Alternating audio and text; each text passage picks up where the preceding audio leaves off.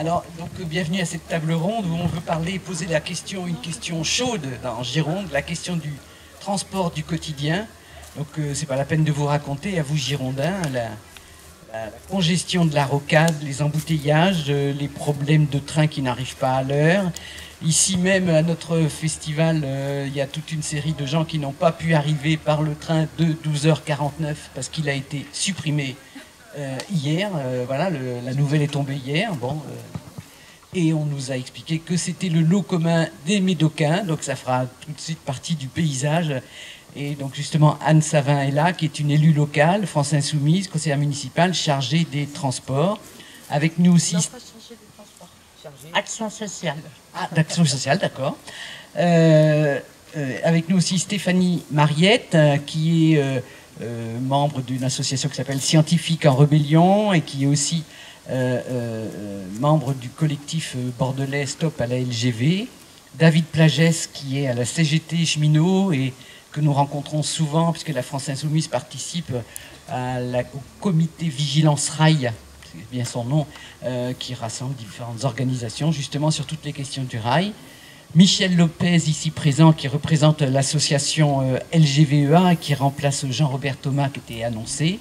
Et enfin, Frédéric Mélier, conseiller régional communiste, chargé justement de ces questions. Alors, je vais d'abord donner la parole à Anne pour peut-être situer tous ces problèmes qui peuvent se poser aux Médocains pour qu'on puisse partir du local et peut-être aller vers le global dans ce débat, mais bien s'appuyer sur les questions telles qu'elles se posent pour les gens dans la vie quotidienne. Oui, alors bonjour. Effectivement, on part du local. Je vais parler du Médoc parce que c'est le Médoc que je connais, mais je pense que le problème se transpose aussi bien en Haute-Gironde qu'en Sud-Gironde, qu'on retrouve le même problème partout. Pourquoi je me sens particulièrement... C'est un problème qui me touche particulièrement parce que je suis à l'action sociale et que je rencontre au quotidien des gens en grande difficulté à cause du problème de mobilité. Parce qu'en Médoc, on fait nord-sud. Et je pense que ça tient au fait que Paris est la capitale et qu'on a toujours été un peu quand même dans ce sens. Mais Est-Ouest n'intéresse absolument personne. Alors, c'est un gros problème parce que quand vous habitez Mâcon et que vous trouvez un emploi à Lacanau, comme je l'ai souvent vu, bah, aucun moyen d'y aller, à part 2 heures de bus le matin et 2 heures le soir. Quand vous avez besoin d'aller à la MDS à Castelnau et que vous habitez Mâcon, bah, vous ne pouvez pas y aller.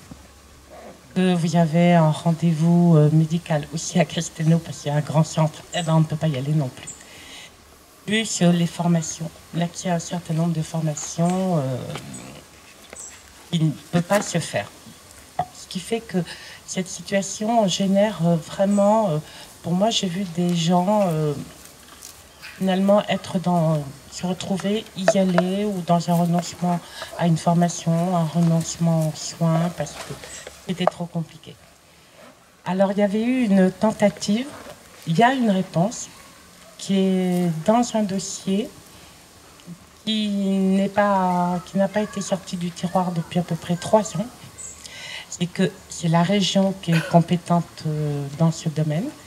Et il y a une solution de navette à l'intérieur des communautés de communes, avec un relais entre les communautés de communes, aux frontières, si je puis dire, plus des relais vers les gares ou les arrêts de bus, ou amener les personnes aussi dans des centres névralgiques, que ce soit commerciaux ou des pôles santé. Donc on avait quand même beaucoup travaillé sur ce moyen de transport par navette. La région était prête à intervenir à 50%, donc c'était... De toute façon, c'est ce qui est dans sa compétence. Mais c'était lié au fait qu'une convention entre les 4 communautés de communes soit signée. Et la région avait dit, signez la convention, et puis nous, on vous aide à installer ce moyen de transport, qui était la seule réponse possible. Le problème, c'est qu'il n'y a pas eu entente entre les communautés de communes. la convention est toujours dans le tiroir parce qu'elle n'est pas signée, que les situations financières des collectivités s'aggravant, les communautés de communes disent, enfin en particulier la mienne, vous rêvez, on n'a plus d'argent. Il y a 3 ans, elle l'aurait peut-être fait, mais maintenant, même pas en rêve. Et donc, je me demande comment on peut sortir de ce problème, si ce n'est avec un système de navette qui va d'une communauté de communes à l'autre et qui fait de l'est-ouest. Donc voilà, mais vraiment, enfin, c'est un problème que je trouve très grave pour nous. Voilà. Merci Anne. Tu pourras reprendre la parole tout à l'heure. Je vais passer la parole à Stéphanie, donc je disais qui est scientifique en rébellion, peut-être qui va aborder un sujet qui fâche un peu dans la région, c'est le sujet de la LGV. Peut-être tu peux commencer par nous dire pourquoi une scientifique en rébellion s'intéresse à une question comme la LGV. Oui, alors, déjà oui, pour dire qui je suis et d'où je parle, donc je suis effectivement scientifique. Scientifique en rébellion parce qu'on est tout un groupe de scientifiques français à l'instar de scientifiques suisses et anglais qui avons signé une tribune, ça fait déjà 2 ans, plus de 2 ans, pour soutenir en fait, pour appeler à soutenir largement les mouvements de désobéissance civile non violents qui s'opposent sur le terrain aux grands projets. Alors effectivement tels que ceux de la LGV, et je vais y venir. Alors ici aujourd'hui je ne parle pas pour les scientifiques en rébellion, mais notre collectif est en effet impliqué dans le collectif Stop LGV Bordeaux Métropole pour les transports du quotidien. Et donc ce collectif, il réunit, c'est pas une association, c'est déjà un collectif d'intercollectifs. Donc ce qu'on essaye de faire à Bordeaux Métropole, c'est de dialoguer tous ensemble, pour ne citer que quelques collectifs qui sont constitutifs, donc Attaque, Extinction Rébellion, ANV COP21, mais aussi les partis politiques, Europe Écologie Les Verts, la France Insoumise, et je ne cite pas tout le monde. C'est vraiment un collectif pluriel. Donc ce qu'on essaye de faire effectivement, c'est de discuter des questions de fond autour de ce projet, et d'orienter les discussions autour des transports du quotidien, donc qui vient d'en être question avec Anne Savin. Mais moi, ma prise de parole, ce que je souhaite, c'est d'abord de la concentrer en premier lieu sur, et je suis désolée, je suis scientifique, donc je vais jouer mon rôle, c'est vous rappeler le contexte environnemental dans lequel nous nous trouvons. Donc c'est jamais drôle à faire, parce que d'abord moi, en tant que scientifique, je dois vous dire que ça me procure toujours une émotion extrêmement forte de dire aux gens la situation dans laquelle on se trouve, et je n'en parle pas avec facilité. Donc c'est d'abord l'effondrement extrêmement rapide du vivant, qui est dû aux activités humaines. C'est-à-dire que, alors je parlerai ensuite du climat, il n'y a aucun doute sur le fait que l'effondrement de la biodiversité auquel on assiste depuis maintenant 50 ans est bien dû aux activités humaines. Et notamment, donc il y a plein d'études qui montrent l'implication des pesticides. On est en Médoc, et je sais que Sylvie est impliquée dans la lutte contre les pesticides. Donc les pesticides, c'est un des facteurs d'effondrement du vivant. Et un autre facteur, parmi d'autres, je ne les cite pas tous, c'est l'artificialisation des sols. Et ce que j'aimerais vous dire aujourd'hui, c'est que l'homme, c'est une espèce vivante, ni en dehors, ni en surplomb du vivant, mais bien dans le vivant. Donc j'ai vu par exemple que Sacha André avait fait sa campagne sur les gens et le vivant. Moi j'aimerais dire que c'est le vivant, tout court. Voilà. Donc ça c'est le premier point, effondrement de la biodiversité. Concernant le climat dont il est question tous les jours et qui est mis en avant la biodiversité, mais ce serait bien d'inverser souvent.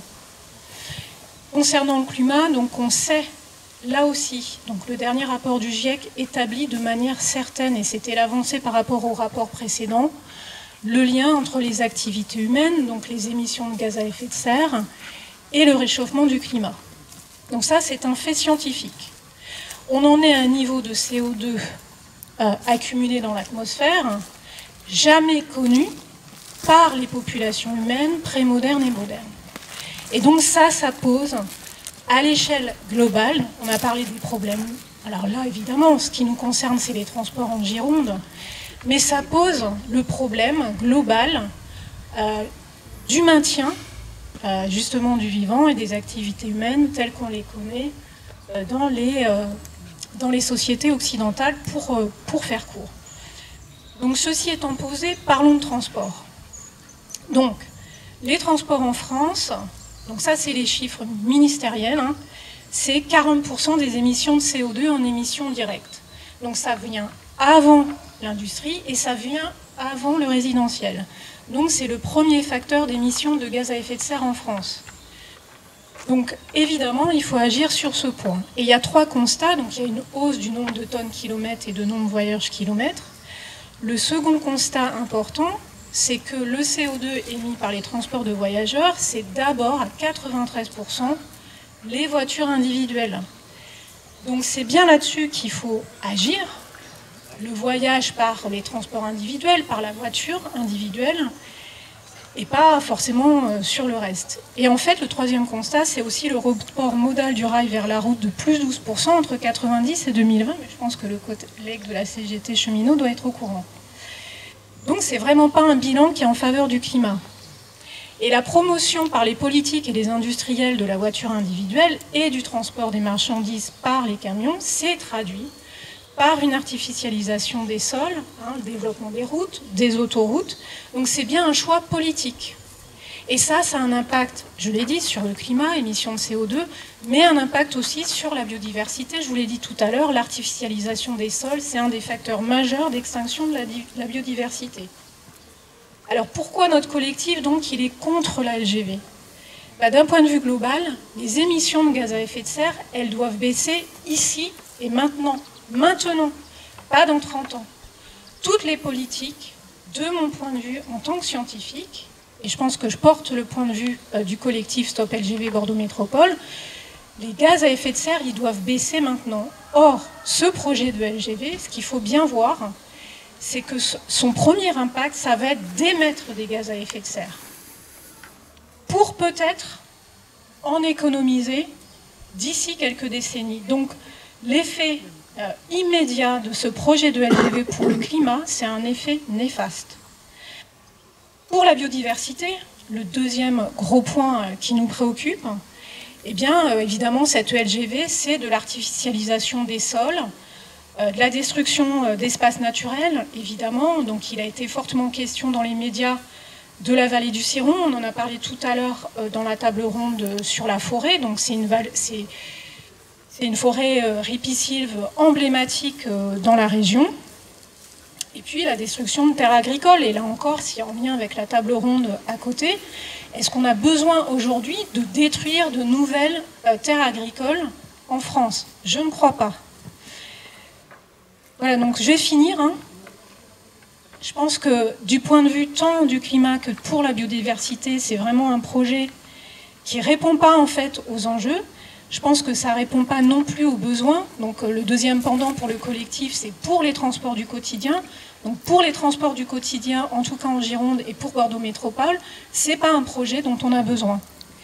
Et puis j'aimerais finir, parce que je sais que c'est toujours un peu peut-être anxiogène pour vous d'entendre tout ça. Donc je vais finir avec un clin d'œil.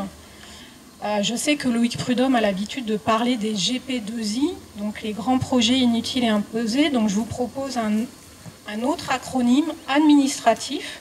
Alors peut-être que pour ceux qui travaillent dans les administrations, ils vont connaître. GPEC, Grand Projet Écocidaire et Climaticide. Merci. Alors David, je te propose d'intervenir, de reprendre. Donc il y a le local, il y a le global, et voilà, et comment la CGT cheminot est indemne ni d'une question ni de l'autre. Donc comment vous posez le problème? Alors ouais, il y a une partie du global.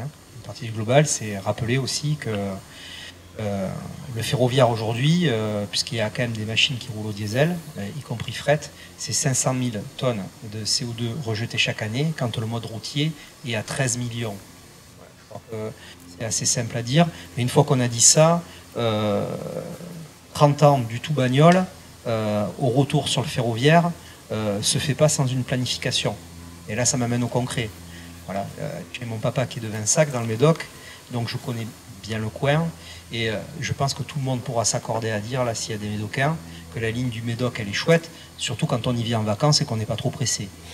Mais elle manque de robustesse, c'est le moins ce qu'on puisse dire. Mais elle a rendu de précieux services, hein. Elle est là depuis très longtemps. D'ailleurs, elle a été électrifiée. Aujourd'hui, on parle, par mesure d'économie, de la désélectrifier. Voilà. Ça, il faut bien le comprendre, hein. Voilà. On parle de la désélectrifier. Nous, au contraire, puisque j'ai la chance aussi d'être l'animateur, tu en as parlé tout à l'heure, Sylvie, du comité régional de vigilance ferroviaire de Nouvelle-Aquitaine. On travaille avec 14 associations d'usagers, quand même, c'est pas rien. D'ailleurs, il y en a une sur le Médoc, je saluerai tout à l'heure Stéphane Lebeau. On travaille de concert avec les usagers et on voit bien que tout ce territoire du Nord Médoc, c'est un des endroits en Gironde, avec le Blayais en face, qui est juste en face, où on pourrait un petit peu développer et pratiquer l'étalement urbain, puisqu'à Bordeaux, on étouffe, quoi. Et donc, ça nécessite, alors là, plus d'infrastructures. Je vais vous choquer, peut-être. Mais on ne peut pas continuer sur la ligne du Médoc, surtout depuis qu'on a fermé Ravesy, où cette ligne était principalement dédiée au fret et à des trains directs qui arrivaient à Ravesy, qui rendaient bien des services. Mais aujourd'hui, avec les gens qui laissent la voiture au garage, parce que hier je suis venu à Vinsac, j'ai mis 2h10 pour allier Bègle, ça calme, hein. Voilà, donc nous on dit, cette voie, il faut déjà planifier de la doubler, parce que le système d'exploitation, je suis cheminot, il y en a un qui est en face de moi, quand on est en voie unique, et bien, quand on emprunte le sillon de voie, l'autre train en face, il attend, quoi. Et alors, il ne faut pas s'attendre à ce qu'on ait une réponse performante. Et c'est un petit peu le problème de notre réseau aujourd'hui. Il souffre de quoi? D'un sous-investissement massif de l'État qui n'a pas été stratège, et je fais partie de ceux qui, je pense, c'était à dessein, parce qu'il avait besoin de dézinguer un service public performant qui était le premier au niveau mondial, et où les Français étaient très attachés d'ailleurs, hein. Donc, dans une Europe qui se libéralise, eh bien, on avait besoin de montrer que ça fonctionnait moins bien, donc on ne respecte pas les différents contrats plans État-région qui faisaient que le réseau devait rester à un niveau. Aujourd'hui, sur notre région Nouvelle-Aquitaine, pour ramener le réseau à ce qu'il savait faire en 1950 en termes de performance, il manque 1,5 milliard. Bon, c'est pas grand-chose, hein. Si on va chercher dans la poche à Pinon, là. Mais bon, 1,5 milliard. Nous, à la CGT Cheminot, avec les projets que nous portons sur le RER, je développerai plus tard et tout ça, nous, mais partout sur la région, on estime qu'il manque 2,5 milliards. Parce qu'on ne doit pas s'arrêter à ce qu'on savait faire dans les années 50. On doit faire comme nos voisins suisses. Or, ici, dans ce pays, on investit sur le réseau 40 € par an et par habitant, quand les Suisses en investissent 450. On ne parle pas le même langage. C'est pareil dans le domaine hospitalier, vous allez me dire, dans beaucoup de domaines ici en France et compagnie. Mais je pense que c'est important à comprendre. Et puis, il y a quand même une autre notion, et qui est locale. C'est la volonté délibérée de faire mal fonctionner la SNCF en la saucissonnant. Ça, c'est les différentes réformes ferroviaires, dont la dernière, dite pacte ferroviaire, et puis enfin la loi LOM, qui a déplacé les responsabilités de l'État sur l'entretien des petites lignes vers les collectivités territoriales. Une fois qu'on a dit ça, il y a des collectivités territoriales qui s'en emparent parfaitement de l'intérêt libéral. D'ailleurs, cette semaine, nous avons appris que la prochaine délibération du Conseil régional à venir là, le 17 octobre, dans les orientations budgétaires, il était mentionné la reprise totale par la région du matériel TER et des technicentres industriels pour les ouvrir à la concurrence. Voilà, donc en gros l'argument c'est de dire, bon, le matériel on l'a payé en grande partie, donc c'est à moi. C'est comme si moi je demandais pendant 10 minutes chaque année le bureau d'Alain Rousset parce que je paye des impôts depuis 18 ans, quoi. Alors qu'on est toujours la Société nationale des chemins de fer français. Voilà, donc, et puis on a appris aussi que la volonté était d'ouvrir enfin tous les lots de circulation à la concurrence, avec mise en attribution avant 2027. Je pense que c'est quelque chose qui doit nous interpeller. D'ailleurs, j'en fais un petit peu la pub ici, mais comme on avait senti le vent venir, je vous invite à venir prendre un livret, le livre blanc de l'appel du rail, donc toutes les organisations syndicales représentatives de la SNCF, 17 associations d'usagers qui lancent un appel pour un rail 100% public et pour d'autres investissements sur le ferroviaire et qui portent un certain nombre de projets. Vous verrez notamment sur le RER bordelais et compagnie. Donc je pense qu'on ne prend pas la bonne direction. Nous, on n'est pas là pour opposer les infrastructures les unes aux autres, mais je pense que ce qui met en difficulté politique les uns et les autres, c'est le deux poids, deux mesures. C'est le deux poids, deux mesures. Alors qu'on pourrait voir l'ensemble du réseau français, voire même avec une dimension européenne, de manière plus vertueuse, mais avec de la capillarité, comme le mycélium, là, qui fait que nous avons des beaux chênes autour de nous. Voilà, pour un premier jet, ça sera... Bon. Alors la question de la LGV est au cœur de... Parce que c'est pas exactement le mycélium, la LGV c'est même la destruction du mycélium au passage. Donc là, elle est sur la table. Je pense que Michel Lopez, tu veux intervenir là-dessus? Ou Fred? Comme vous le sentez, Michel. S'il veut commencer, ça ne me dérange pas. Bon, bonjour à tout le monde. Je suis le président de l'association Landgrave Viticulture en Arrogan. Notre association s'est constituée en 2010, dont certains membres œuvrent depuis 2005 pour lutter contre le grand projet du Sud-Ouest, appelé GPSO, comprenant les lignes grande vitesse Bordeaux-Toulouse et Bordeaux-Dax, ainsi que tous les projets d'aménagement ferroviaire au sud de Bordeaux, AFSB, et au nord de Toulouse, AFNT. LGVEA rassemble des citoyens et des élus locaux au sud de Bordeaux, mais les adhérents nous rejoignent depuis d'autres communes de Nouvelle-Aquitaine. Et lorsque tout à l'heure, Stéphanie parlait des différents collectifs qui sont en train de se monter, en face de moi, j'ai Bernard du collectif Nina. Donc c'est un de plus des collectifs qui sont créés dans la région et qui sont contre ce projet. Sur le refus du GPSO et pour aménager les lignes existantes, nous sommes en symbiose avec la communauté des communes de Montesquieu et ces 13 communes qui ont été co-requérantes dans le recours que nous avons porté avec d'autres associations pour refuser les déclarations d'utilité publique autorisant le GPSO et sous projet. Pour mémoire, lorsqu'il y a eu l'enquête publique concernant le GPSO, les résultats de cette enquête publique, c'était un avis défavorable concernant ce projet. Et l'État et les pro-LGV sont passés par-dessus en lançant ce fameux projet qui a fait l'objet du recours dont je viens de parler. Si l'année 2021 a vu nos derniers recours déboutés devant le Conseil d'État, nous ne le baissons pas pavillon et préparons de nouveaux recours contre ce projet inutile, dévastateur et dispendieux.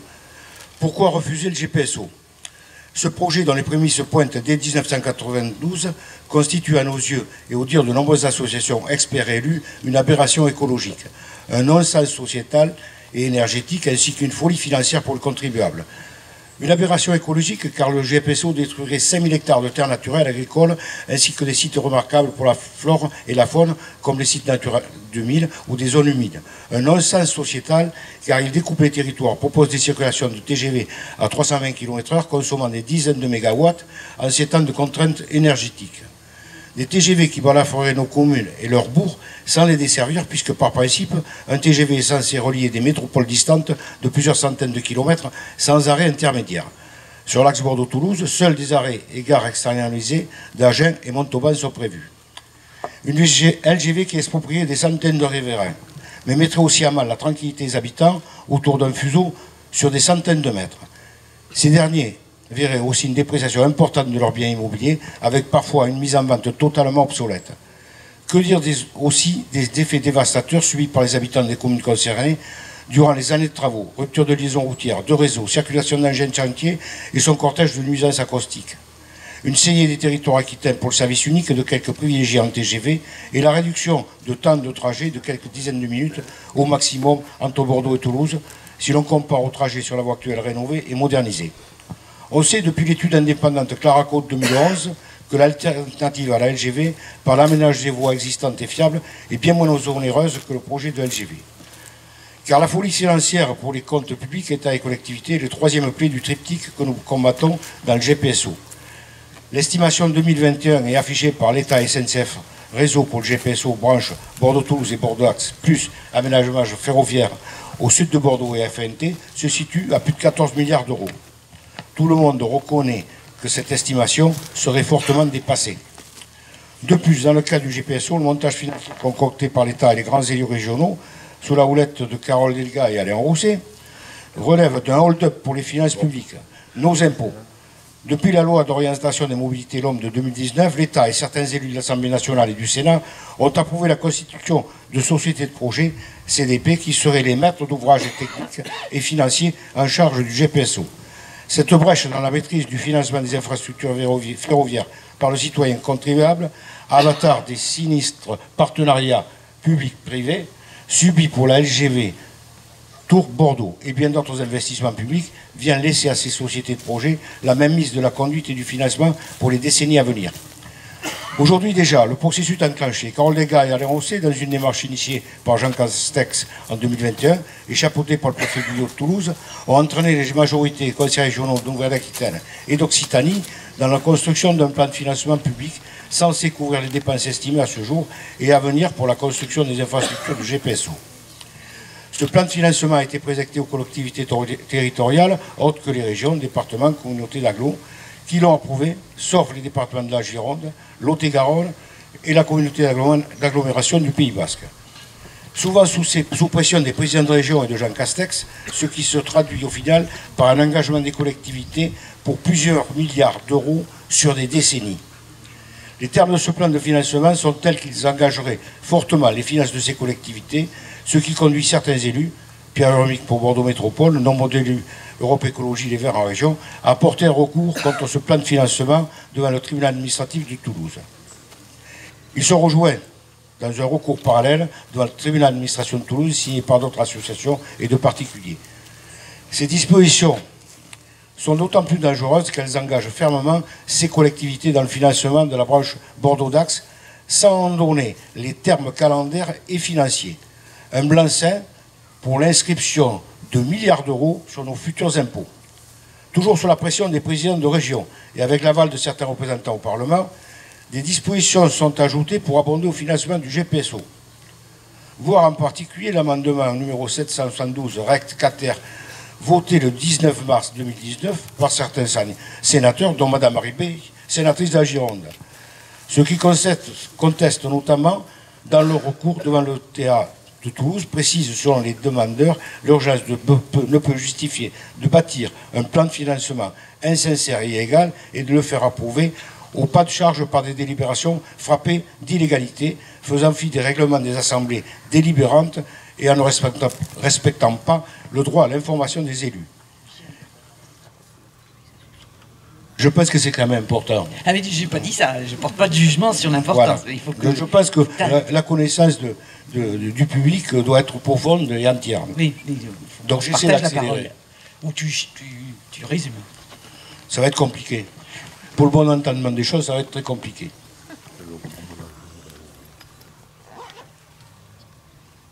C'est ainsi qu'a été votée la création d'une taxe spéciale TSE appliquée à tout contribuable séjournant à moins de 60 minutes de trajet entre son domicile et gare TGV répartie sur la LGV Bordeaux-Toulouse, Bordeaux-Agen, Montauban-Toulouse. Cette immense aire de taxation engloberait des milliers de contribuables de Nouvelle-Aquitaine et Occitanie sans que ceux-ci soient en réalité du réel utilisateur de services TGV dans ces gares. Une gabelle moderne qui risque bien de ranimer une poussée urticante chez le contribuable. On évoque pour compléter ces mauvaises nouvelles une taxe du même tonneau, TSB, qui viendrait s'appliquer aux professionnels bordelais et toulousains. Ceci provoque déjà un rejet passif de la profession qui s'affiche notamment dans les déclarations de la CCI toulousaine. Toutefois, cette TSB n'aurait pas été validée par le Parlement en même temps que la TSE. Manœuvre politicienne et recul tactique pour ne pas fâcher les membres d'une profession souvent proche de la majorité politique française. Nulle preuve, mais un sentiment d'inéquité entre ceux qui vont supporter la TSE et ceux qui auraient pu supporter la TSB. Michel, je vais t'arrêter là parce que tu vas reprendre au cours du débat. Je reprends au cours du débat la suite. Voilà, d'accord. Ok. Hein. Alors donc, parce que le débat est posé, puis je ne voudrais pas qu'on le fige. Donc 2 milliards pour mettre à niveau le réseau ferroviaire. Donc tu parlais tout à l'heure de 2 milliards, David. 14 milliards pour la LGV. On ne trouve pas les 2 milliards, mais on trouve les 14 milliards, y compris on invente, tu viens de le dire, 2 impôts supplémentaires pour ça. Comment tu te situes, Fred Millier, donc conseiller régional, sur cette question? Alors, je vais essayer d'aller un peu plus loin que la question, Sylvie, si tu permets. D'abord, moi, je vais dire ce que j'ai dit en séance plénière de la région. Ma question n'est pas soit l'un, soit l'autre. pas plus que ma question n'est de savoir s'il faut faire la LGV ou s'il faut moderniser la ligne Bordeaux-Toulouse. Je pense qu'il faut tout faire. C'est la question qui nous est posée aujourd'hui. Et je pense que ce qu'a dit David Plagès, mais même ce qui a été dit sur la situation de la biodiversité et du climat, appelle à ce qu'on ait un grand plan ferroviaire à l'échelle nationale qui permette de répondre à l'ensemble des besoins. David dit 2 milliards, je pense qu'on peut même aller au-delà parce qu'on est sur, d'une part, la question de la remise en état et en performance de l'ensemble des lignes ferroviaires sur la région Nouvelle-Aquitaine, mais on peut se mettre aussi, et je crois que c'est nécessaire, en situation de se dire qu'il y a besoin de créer de nouvelles lignes ferroviaires sur la région, en sachant que sur les 70-80 dernières années, les bassins de population ont évolué, donc à partir de là, il faut sûrement créer de nouvelles lignes, en réactiver certaines qui ont été fermées depuis très longtemps, et en créer de nouvelles pour être en situation de répondre aux besoins de déplacement des populations.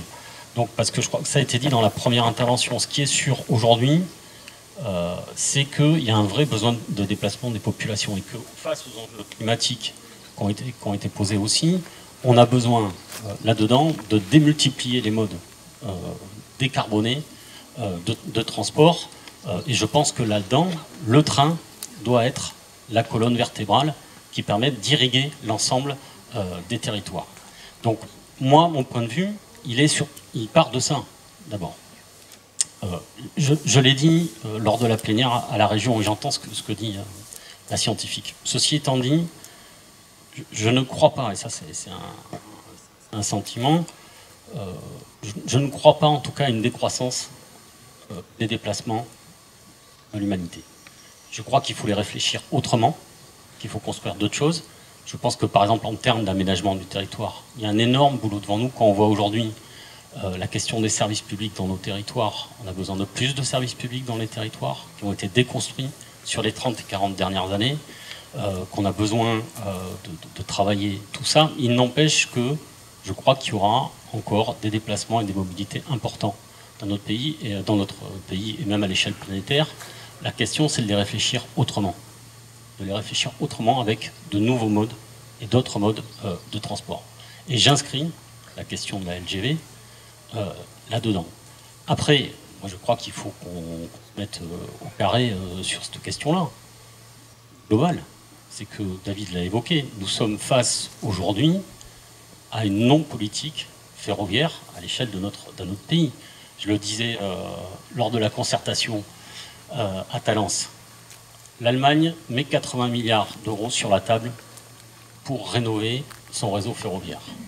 L'Angleterre, qui n'est quand même pas le modèle qu'on met en avant en termes ferroviaires, 80 milliards d'euros sur la table. L'Italie, qui, soi-disant, est beaucoup plus endettée que la France, selon les critères européens, met 110 milliards sur la table pour rénover son réseau ferroviaire. La France, 28.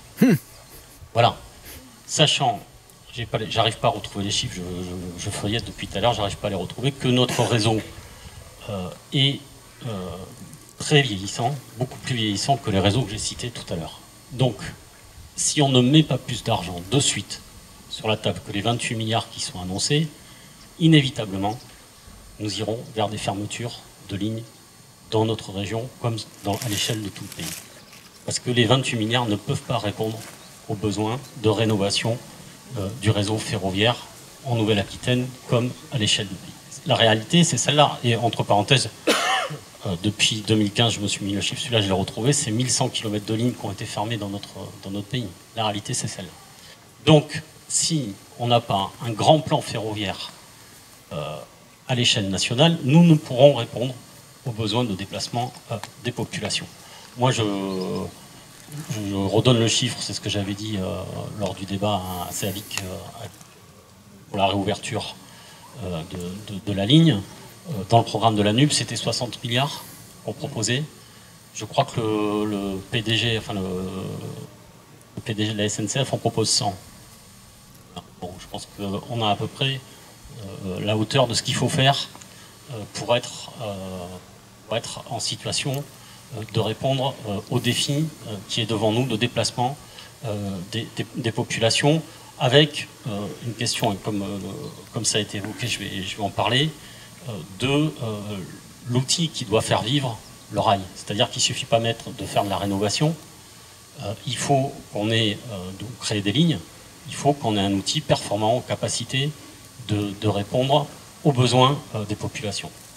Ce qui a été prouvé à l'échelle de l'histoire de notre pays, et ce qui est prouvé aujourd'hui de manière contemporaine, c'est que cet outil-là, c'est un service public intégré qui est en capacité de répondre. C'est-à-dire que ce n'est pas la SNCF découpée en tranches comme elle a été faite, et ça a été évoqué tout à l'heure, ou l'ouverture à la concurrence comme c'est aujourd'hui évoqué à la région Aquitaine, qui permettra de répondre aux besoins des populations, mais c'est celle de développer un service public intégré, c'est-à-dire permettant de mutualiser et faire en sorte qu'un conducteur de fret puisse passer au TER quand il y a besoin, d'avoir des trains de fret qui passent sur des lignes où passent aussi des TER. C'est ça l'efficacité du train dans notre pays. Et donc on a besoin aujourd'hui d'avoir un grand service public, et c'est la bataille qu'on doit mener, intégré à l'échelle nationale. Voilà, dernière chose, parce que je suis un élu, mais je suis un élu militant, comme tout élu communiste. La question donc est posée aujourd'hui de la mise en concurrence et de l'ouverture à la concurrence du TER en Nouvelle-Aquitaine. Bien évidemment, le groupe communiste votera contre cette volonté de la majorité actuelle, parmi laquelle on est, mais ça, on ne peut pas s'arrêter à ça, c'est-à-dire qu'on ne peut pas s'arrêter à avoir bonne conscience et voter contre cette délibération-là qui sera présentée en décembre. Je crois que d'ores et déjà, il faut que les uns et les autres, on s'organise et on permette de construire le rapport de force qui fasse qu'on permette d'inverser la décision qui pourrait être prise en décembre. Et donc, moi, je vous appelle d'ores et déjà à ce qu'on puisse se rassembler, construire les rassemblements qui fassent que, on informe les populations des dangers qu'il y a de l'ouverture à la concurrence, c'est-à-dire qu'on ne peut pas juste agiter le spectre de la concurrence sans y apporter des arguments, un étayage argumentaire, avec parfois des illustrations, avec ce qui s'est passé bien sûr en Angleterre, ce qui s'est passé en Allemagne, puisque l'exemple allemand nous a été vendu, je suis trop long, c'est ça, Sylvie? Ouais, bon, je m'arrête, alors je reprendrai après. Alors, déjà, il y a autour de la table des volontés de réagir. Oui, Anne, tu as un crédit de temps supplémentaire aux autres, hein, j'ai bien noté. Mais peut-être on va commencer par vos questions, et puis ce sera l'occasion pour les réponses de faire des précisions. Non, vous ne dérangez pas. On n'a pas besoin de la technique. Vous ne m'entendez pas, je vais parler plus fort. Voilà, c'était par rapport à la dernière intervention, avec laquelle je ne suis pas du tout d'accord de faire le tout. Utilisons d'abord les moyens que l'on a. Il faut savoir, monsieur le conseiller régional, que les moyens que l'on a sont sous-exploités. Et je dis bien sous-exploités. C'est-à-dire, quand je parle des moyens que l'on a, c'est des lignes régionales que l'on connaît. Bordeaux-Bayonne, Bordeaux-Toulouse, Bordeaux-Mont-de-Marsan, Bordeaux et la POLT, celle qu'on appelle la POLT, Paris, Orléans, Limoges, Toulouse, qui aujourd'hui est complètement sous-exploitée. Je crois bien que monsieur doit confirmer ces sous-exploitations. C'est-à-dire que si on aménageait ces lignes aujourd'hui et pour les 20 années à venir, 30 années à venir, il y a la suffisance. Il faut le savoir, ça. C'est-à-dire que la POLT, si on prend le régime allemand ou le régime suisse, avec des trains de 250 km/h en moyenne qui sont moins polluants et qui respectent beaucoup plus le vivant, ferait Paris-Toulouse en direct en 2h30, 3h. Mais c'est plus rentable de passer par Bordeaux pour aménager une nouvelle ligne qui élimine 5000 hectares pour arriver à 3h à Paris, sans problème. Et secondo aussi, c'est exactement le même problème sur les lignes existantes nationales et régionales que la problématique de Madame qui a commencé sur la ligne Bordeaux-l'Espar, Bordeaux-le-Médoc. C'est exactement pareil. C'est pour ça que, et c'est de l'argent public qui est dépensé n'importe comment. Il faut voir les résultats de ce que donne Tours-Bordeaux au niveau financier national. C'est encore en déficit. Ça fait 300 que c'est ouvert. Quand la SNCF et l'État montrent des chiffres qui sont en augmentation, mais pourquoi ils sont en augmentation? Parce que le Bordeaux-Nantes direct n'existe plus. Le Bordeaux-Marseille n'existe plus. Quand vous prenez un train pour aller à Marseille ou à Nantes, qu'est-ce que c'est? Par où vous passez? Bordeaux, Montparnasse, Montparnasse, Nantes. Bordeaux, Montparnasse, Gare de l'Est, je crois, Marseille. Voilà à quoi est due l'augmentation des voyageurs sur ces lignes. Et il faut le savoir, ça. C'est pour ça, excusez-moi, mais je ne peux pas entendre le discours que vous... Et je vous respecte totalement, mais je ne peux pas entendre ce discours-là. De doubler des lignes existantes, sachant qu'un train peut en doubler un autre, soi-disant ce que M. Rousset refuse. Ça s'appelle des TICF. Hein, c'est-à-dire que sur une longueur de voie, je ne sais pas la quantité de kilomètres, on met une troisième voie pour que le train lent passe et le train rapide puisse doubler. Et tout ça, ce n'est pas mis en place. Rien n'est fait. Mais on dit qu'il faut une LGV. Il faut foutre 5000 hectares de bois en plus. Et je remercie aussi de voir que M. Rousset, quand il s'est présenté aux élections régionales, il y a plusieurs mandats, on va tout faire pour le fret et pour désencombrer le mur de camion. Oui. La Nationale 10. Regardez le résultat. On a tout fait pour le fret et on a désencombré. Franchement. Et puis maintenant, il faut étudier comment un camion peut monter sur un train. C'est vrai, les bateaux, ils sont pleins de camions. On regarde... non mais, attendez, les discours de ce niveau-là, franchement... Bon, on a bien compris, je crois. Merci. Une autre intervention avant qu'on donne la...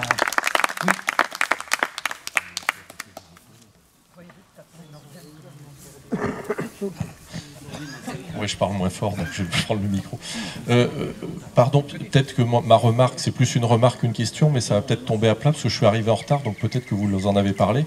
Mais j'ai entendu parler d'ouverture à la concurrence. Pour moi, c'est pas une ouverture à la concurrence. Ce qui est en jeu, c'est le transfert d'un monopole public vers des monopoles privés qui vont s'accaparer des parties du réseau ferroviaire.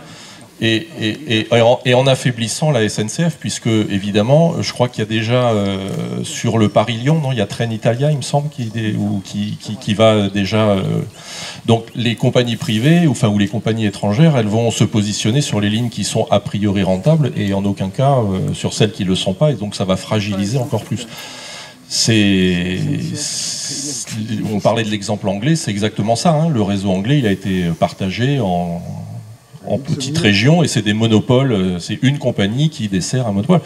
Donc un argument pour s'opposer à ça, c'est aussi tout simplement de dire qu'il ne peut pas y avoir deux trains qui circulent en même temps sur une même voie, donc c'est pas de la concurrence. On n'a pas, pour prendre le train de l'après-midi entre Bordeaux et Paris, on n'a pas le choix entre X ou Y compagnie. Donc voilà, c'était ça ma remarque. Merci. Une autre question avant de redonner... C'est pas une question. Je ne sais pas si j'ai un gros organe, hein, si j'en sais rien non plus, hein, d'ailleurs. Non, c'est pas une question, c'est juste une remarque. Moi, j'ai été élu ici sur le Médoc et j'ai été amené à travailler en tant que président du Smerscot sur le schéma de cohérence territoriale de notre presqu'île. Je pense qu'on ne peut pas parler du transport sans parler d'aménagement du territoire, parce que les transports, ça sert à aménager un territoire. Or, je suis très étonné que c'est très très rare qu'on commence par ça, alors qu'à mon avis, c'est par ça qu'il faut qu'on commence. C'est-à-dire comment on veut aménager le territoire, comment on veut que les gens y vivent, pour à partir de là, en déduire quel mode de transport on va privilégier les uns par rapport aux autres, en rajoutant évidemment comme préoccupation celle du réchauffement climatique et puis la préservation de notre planète. Je dirais, je ne parle même pas de biodiversité, de la vie, ici, la planète sur laquelle on vit. Voilà, donc c'est dans ce cadre-là, à mon avis, qu'il faut réfléchir à quoi sert le TGV. Moi, le TGV, je ne suis pas contre la technique du TGV en tant que tel. Mais le TGV qui nous est proposé là, la question que je me pose, c'est à quoi il sert? Qu'est-ce qu'il va amener de plus? Et qu'est-ce qu'il va, par contre, avoir comme inconvénient à la place? Quand je fais le bilan, pour reprendre une formule célèbre, il est globalement très négatif, par contre, là. Hein. On n'est pas du tout dans le même... Donc voilà la raison pour laquelle je suis, moi, plutôt opposé à ce projet. Et pas du tout pour des questions économiques, parce que si je considérais qu'il avait une utilité sociale, économique ou autre qui lui permettait de vivre mieux, je dirais peu importe ce qu'il coûte, il faudra qu'on arrive à trouver les moyens de le faire. Mon problème, c'est que moi je trouve qu'aujourd'hui il n'est pas justifié. Il n'est pas justifié parce que ça pose une... Enfin, je crois qu'il y a un problème auquel on est confronté dans ce pays, dont on parle aussi très très peu.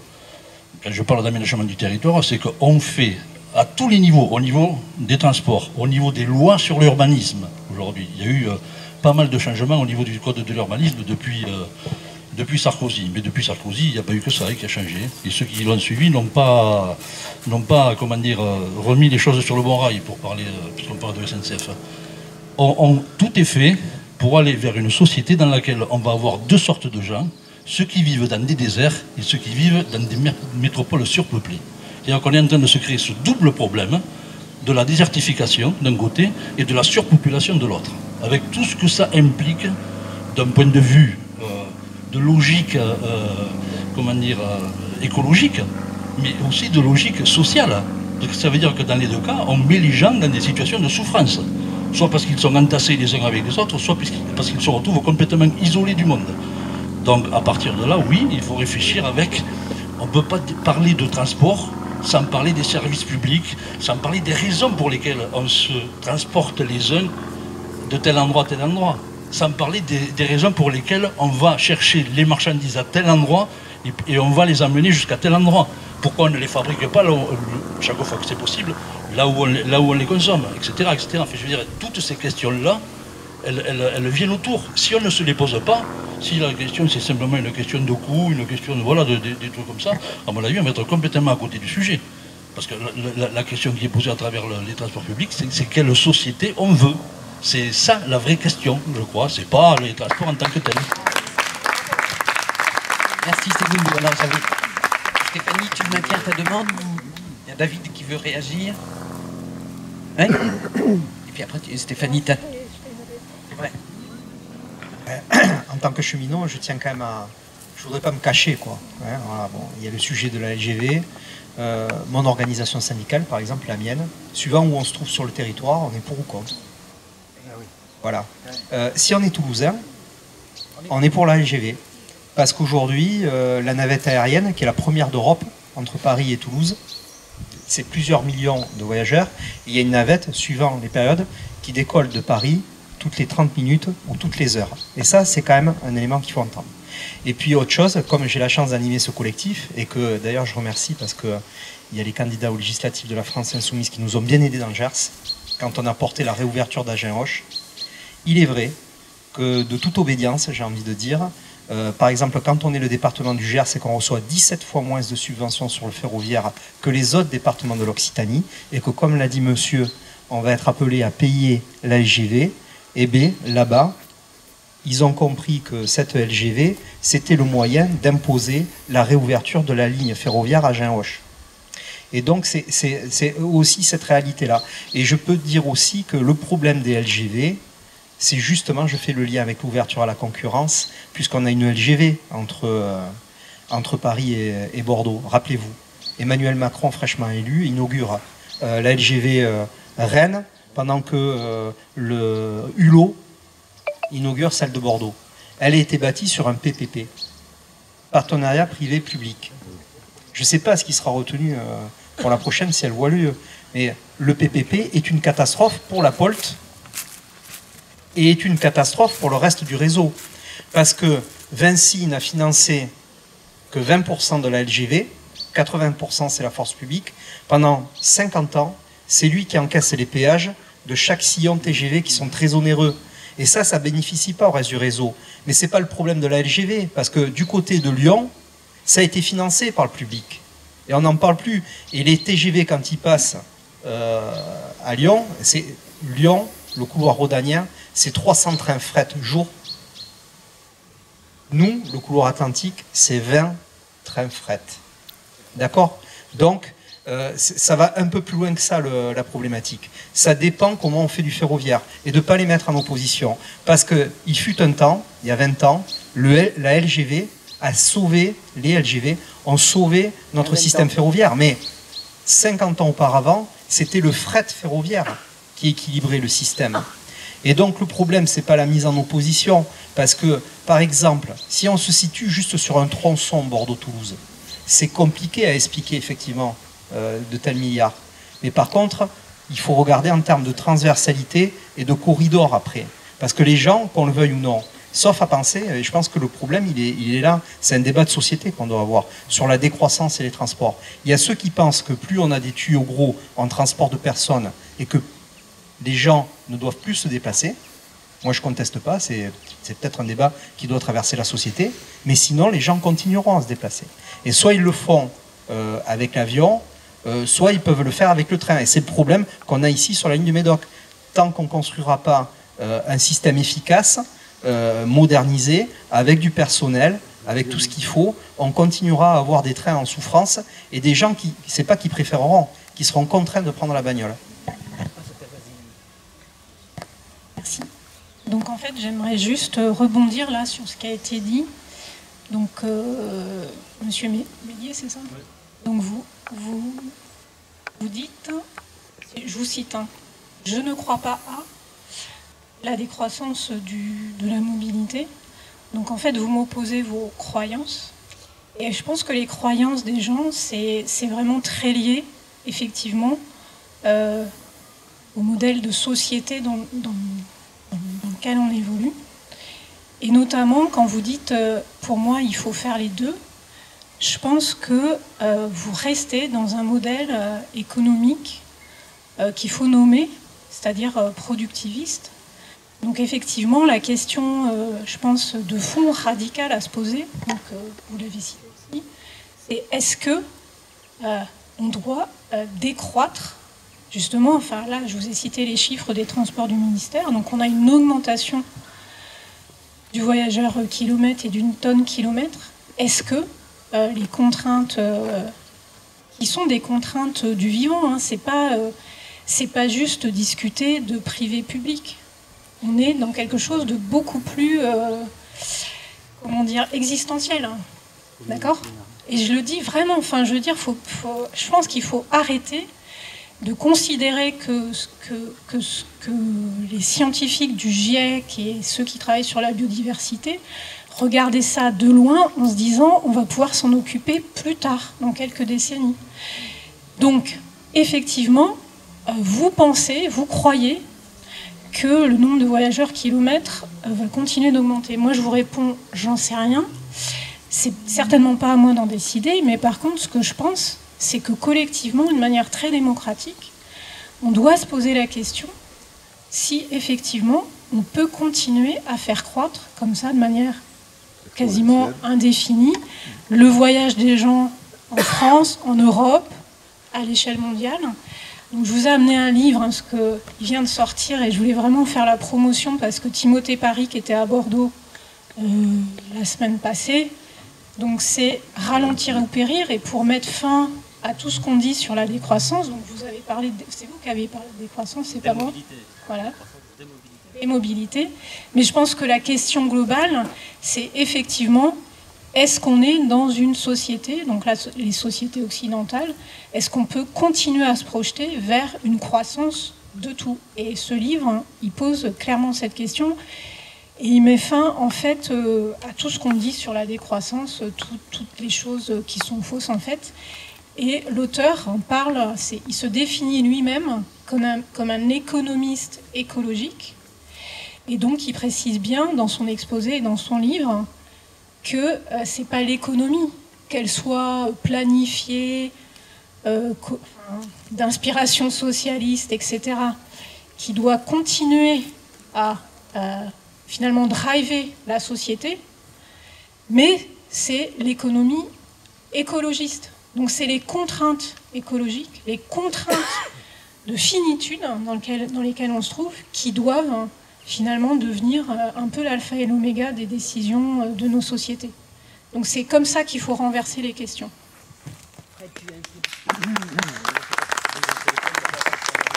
Donc, je suis désolée, hein, mais après, moi, s'il n'y avait pas de limite, je vous dirais, oui, bien sûr, que tout le monde puisse se déplacer, on va faire les deux. Mais non, ça ne va pas être possible. On est dans un débat, donc il ne faut pas être désolé. Et par contre, désolé de débattre. Non, faut pas. Par contre, faut me citer, mais il faut me citer jusqu'au bout. Oui. J'ai dit, j'ai dit se déplacer autrement. J'ai dit ça aussi. Oui. Donc, dans le autrement, il y a toute la nuance en fait. C'est-à-dire que quand on pose la question de se dire, il faut plus de trains dans notre pays pour pouvoir se déplacer, on pose de manière différente la question de déplacement et des mobilités. C'est-à-dire qu'on dit, oui, il faut garder un droit au transport et à la mobilité pour plein de choses. Pour des questions de travail, ça a été posé, de santé, d'accès aux services publics, d'études, de loisirs, de culture. Tout ça, ça doit être posé. Et moi, la question que j'ai posée, c'est de dire, il faut qu'on puisse poser la voiture devant chez soi, ne plus s'en servir et pouvoir accéder à un service public des transports qui nous permettent de nous déplacer d'un point A à un point B. Et c'est la question qui nous est posée de manière forte. Je vais juste agir parce que la question est sur la LGV Bordeaux-Toulouse. Je comprends que le débat y soit et qu'on ne soit pas d'accord. Par contre, ne limitons pas la question de la LGV de Bordeaux à Toulouse, de Toulouse à Bordeaux ou de Toulouse à Paris. Ça pose la question de terminer l'architecture du train sur notre pays et de pouvoir se dire que, par exemple, on peut aller de Bordeaux à Nice dans un temps plus rapide que celui qui existe aujourd'hui. Je le dis tranquillement, mais tous ceux qui sont ici, je pense que si vous êtes amené à aller à Paris, vous n'allez pas vous poser la question de prendre votre voiture pour aller à Paris. Vous allez d'abord regarder sur le site de la SNCF le prix pour y aller en train. Non, ça va être d'abord. C'est moins cher. Hein? On va prendre l'avion, c'est le moins cher. Non, mais pour le coup, non. Non, mais on va d'abord. Non, mais je pense que les gens, ils ont plutôt tendance à prendre le train pour aller à Paris, quand même, globalement. On va se dire. Bon, il me semble. C'est un déficit Bordeaux-Tours. Mais je suis pas là. Moi, je suis pas là pour défendre le PPP qui a été fait avec Vinci. Ne me faites pas dire ce que j'ai pas dit. C'est-à-dire que moi, je suis pour un public, 100% public. Je l'ai déjà dit tout à l'heure. Et moi, je pense que on ne peut pas décorréler la question du public et du privé et des enjeux écologiques. C'est intimement lié. Intimement lié. Parce que selon les objectifs sociaux et écologiques qu'on se donne, on construit l'outil dont on a besoin. Et un outil privé sera toujours marqué par les objectifs de rentabilité financière. Et donc, à partir de là, il ne peut pas intégrer ni les objectifs sociaux, ni les objectifs écologiques. Donc, on a besoin d'un outil public où on détermine collectivement quel objectif on donne à notre outil public. C'est vrai pour les questions de déplacement, c'est vrai pour les questions de santé, d'éducation, et je peux développer sur plein d'aspects. Donc, je termine sur la question de Paris. On part, le réflexe c'est d'abord de partir, de partir en train. Les trois quarts des gens, leur réflexe c'est aujourd'hui de partir en train. Et donc il faut que ce réflexe-là, il devienne vrai pour la plupart des grands déplacements à l'échelle nationale et internationale, de pouvoir prendre le train pour aller à Marseille, à Nice et à Lyon. Et c'est ça qu'on a besoin de construire, et c'est ce besoin-là qu'on a besoin de construire collectivement. C'est pour ça que je défends l'idée d'avoir une LGV. Sur la question des infrastructures qui ne sont pas utilisées à plein, on va être d'accord. On va être d'accord. Mais il faut qu'on soit dans une autre ambition que celle qui existe aujourd'hui. Il faut qu'on pousse nos infrastructures jusqu'au bout. Donc quand je dis, oui, il faut tout faire, il ne s'agit pas de se dire, on va s'arrêter à la LGV. Il faut moderniser Bordeaux-Toulouse et il faut faire la POLT. Il faut tout faire. Et il faut pousser au bout les infrastructures sur la question pour leur utilisation et pour leur déplacement. Alors après, comme on est dans la polémique collective, je vais aller jusqu'au bout de ma polémique, je considère, à mon sens, que l'électricité qui est utilisée pour faire tourner les trains est plutôt décarbonée Et donc à partir de là, puisque elle est essentiellement issue des centrales hydroélectriques et des centrales nucléaires de notre pays, qu'il faut, pas, tant qu'à faire à les avoir et à les utiliser, utilisant-les à plein avec des trains qui fonctionnent à l'électricité. Michel Mélier, si vous permettez. Alors on aura droit à s'éclairer à la bougie cet hiver pour faire marcher les TGV. Si on en croit vos propos, donc on se privera d'électricité et de chauffage. Comme ça, on creusera le déficit de la sécurité sociale en étant malade. Mais c'est bien parce que les TGV, ils rouleront. Mais je crois qu'il faudrait quand même faire un constat.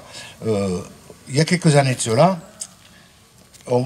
le TGV, soi-disant, était incontournable, etc. Moi, je me souviens qu'au moment des débats publics, avec quelques amis, été faire un tour un vendredi soir à la gare Saint-Jean, au train qui arrivait de Paris, qui s'arrêtait 4 minutes à Bordeaux, qui partait sur Toulouse. On s'est amusé à compter combien il y avait de personnes dans le train. D'après vous. Eh bien, il y avait 83 personnes dans le train. Ah, super, hein, TGV, 380 places, je crois. Hein. Donc, ou 385. Moi, j'ai pensé que quand même, il y avait un conducteur, parce que le train, il n'avance pas tout seul, et je pense qu'il y avait au moins un contrôleur. Donc, 85 personnes dans ce train-là. J'appelle ça de la gabégie. Je lis une bonne presse ces temps-ci, et je vois tout un tas de choses. La Tour Bordeaux, bien entendu, on le sait, elle est en déficit. Minimum, c'est 30 millions par an. C'est soi-disant lié au partenariat public-privé, puisqu'on a confié la gestion de faire payer à l'ISEA les royalties pour le passage des trains. Mais on s'est aperçu quand même, et c'est pas moi qui le dis, c'est SNCF Voyageurs, que depuis la crise du Covid, les gens vont de moins en moins à Paris, pour la bonne raison qu'ils travaillent plus en vidéoconférence, en télétravail, parce qu'ils préfèrent venir habiter chez nous, éviter toute la périphérie de Paris et la folie parisienne, donc ce qui fait qu'il y a moins de voyageurs. Alors en fait, il y a quelques voyageurs en plus, aux périodes, je dirais, d'été ou de fin d'année, quand on fait le lobbying qui est fait actuellement à SNCF, qui vend des billets pas très chers maintenant pour aller pendant les vacances là où on voudra, Paris, je sais pas où, hein, et puis qui au dernier moment, ou je vais dire dans 15 jours, 3 semaines, va doubler les tarifs. Quand vous lisez la bonne presse là, qui est pas anti-LGV, là elle est pro-LGV celle-là, quand vous voyez le prix des billets, mais moi, excusez, si j'ai besoin d'aller à Paris, déjà je ferai le tour de Popote pour voir si il y a 3 ou 4 personnes qui vont venir avec moi à Paris. Ça nous coûtera bien meilleur marché d'y aller en voiture, à 4, de faire du covoiturage, que de prendre le train à une seule personne. Parce qu'un prix de billet pour aller à Paris à 150 € pour une personne, c'est un peu cher.